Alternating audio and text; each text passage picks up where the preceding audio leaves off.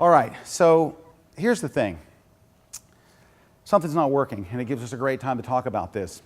What's not working really is the lighting's okay, everything's okay, except for the background. That gray background, this looks more like a high-key shot. She's wearing a really, really bright color. She's got blonde hair, and we're on a gray, kind of just neutral background. So how do I turn this white background back into white? It's showing up gray in all the shots. Very, very simple. You're going to need to add something to light the background. This can be the most inexpensive light you own. You don't need to buy a very expensive light to just light a background. So what we have is two things. We have a light, just another one of those standard lights that we use, but we specially went and bought, and they're very inexpensive, a very low light stand. So there you can see it there, right there. It's a Manfrotto. It's very, very small, and it also unscrews at the bottom, so you can even make it smaller. You can flip it around, and you can adjust the size a little bit. So look how low you can make it. You can make it really, really low. Because let me tell you what the problem is. If you use a high light stand and have it back there, if your subject moves a little to the left or a little to the right, then all of a sudden you're going to see a bar behind her. So this way we can keep it really, really low and kind of off to the side, because a lot of times you want the right behind her, but this way it's kind of out of the way and low. Now, all we're going to do is, the key to lighting a white background is this. Turn up the light really bright. Aim it at the background, turn it up really bright. You can see where the modeling light goes, but watch the difference. So look at our kind of a dull gray background shots. Let's take a look at a couple of them here. All right, now let's shoot on the white and see the difference. Okay, ready, Nellie? Here we go. And let's just take a look. Oh yeah, totally different. Okay, so I mean, it really changed the entire look. It's now what's called a high key shot. Just what it means is the whole mood and whole tone of the photo is very, very bright. So let's go ahead and take a couple with this. Now, so there's three things that you can do. Number one is, on a white background, which is why this is such a great investment, a cheap $20 roll of white paper can get you white, it can get you dark gray. If I turn the power of the strobe way, way, way, way down, of course, it's not going to be nearly as bright white. If you turn it off, it becomes gray. And if you move your subject far enough away from the background, then you can almost make it go completely black, all on the same background. So let's go ahead, take a couple of test shots on this white now that we've got that. And, all right, great, that looks good.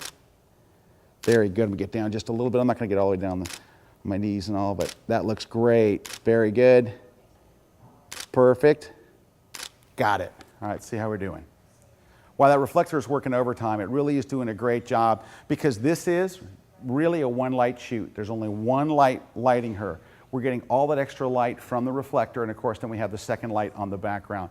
So that's a great thing to keep in mind, just popping that little light on there. So let me do this. I'm going to shoot one and have Brad just turn the light off. That's all we're going to do. Ready?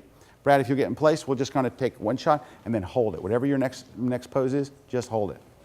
All right, ready? Brado? All right, take a look. Perfect. So there you go. Want to go from white to a gray background really quick? There you go. All right, if I want to make black from a background color, because we've seen the white, we've seen the gray, you're going to have to basically create some separation between her and the background. And here's the key thing. None of that light from that strobe needs to fall on the background, or it's going to be some level of gray. We also might have to make a little adjustment in the f-stop. We might have to go from f11 to f16, something like that. But let's try it and you'll see it as we do it. All right, so Brad and I first, we're going to move the reflector forward. So Nellie, you can stay right there for just a moment. We're going to come quite a bit forward. That's probably far enough. And Brad, if you'll pull your side back some, right there. All right. Number two is, we're going to have to move this way forward, and we're going to have to see how it was kind of turned towards the background. We're going to have to turn it more away from the background. And Nellie, if we can have you come up forward and come into the new tunnel that we have now built up here. All right, that looks good right there. Now, so we haven't changed any camera settings yet. I don't think we're going to have any problem about getting light onto the background. And because we have this big reflector, I'm not nearly as worried about light not getting back into her eyes or anything. So even if I have to turn it a little bit more, which we'll see in a moment, I still think we'll be okay. My biggest challenge is going to be having enough studio room to actually not, to get wide. So I'm going to kind of scoot back here. Luckily, our studio does go back a little further. All right, and this is probably really more length than we need from that background, but let's just see where we are right now. Let's take a shot and see, are we on dark gray or are we on black yet? All right, we're on really, really dark gray. So And there's no real light. Okay, well, here's one thing where there are overhead lights that we're not going to be able to get. We've got 3 banks of video lights on. If I turn those off, I think we'll go to black, Adam? Let's do it.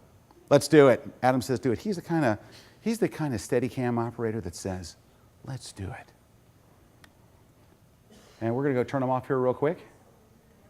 Shutting off the video lights helped, but not enough. So here's what we do next, and we should have thought of this first, is what's happening is this light is so big and so lovely that it's actually throwing light back onto there no matter what. So we have to put up what's called a flag. We were going to talk about this in the next segment anyway, but what a flag is, or it's also called a gobo. It stands for go-between. It's going to go between this light in the background. We took the big flat over here and just moved it here so that the light coming, you can actually look at where the V flat is. Do you see how the side of it is lit, even though it's behind? It's a foot behind the octa, but it's still lit. So what that's telling you is there is light spilling out of that thing big time. And remember, it's like a big giant light grenade. So we just switched the V flat over here, and then we brought back the standard one. This should give us solid black for a background. Let's go ahead and take a test shot and see. All right, Nellie. Nellie is posing. Here we go. And let's see if we go from the gray to the solid black.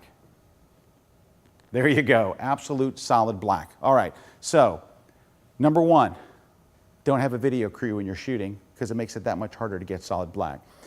Number 2 is you're just going to have to think of getting a gobo, something to go between your light to keep it from lighting the background. But there's 3 ways to use white background for light gray, for black, and for white, all by either turning on, turning off the light, or moving. Now, I think we probably moved an excessive amount here because we could actually go all the way back to where we were from the beginning and use this gobo there and keep that light from spilling off, I do believe. And it might have taken a little more jostling stuff. And also you can see I moved the light a little more flat here. I did have it a little more turned this way. So you'd have to adjust the gobo a little bit more. But it gives you a lot of flexibility. It's really, those V flats are invaluable for stuff just like this. It also gives you a really great idea how much light that V flat was really throwing back at her, that when it was on this side, it reflected all the way back to that white background, which is 10 feet behind her.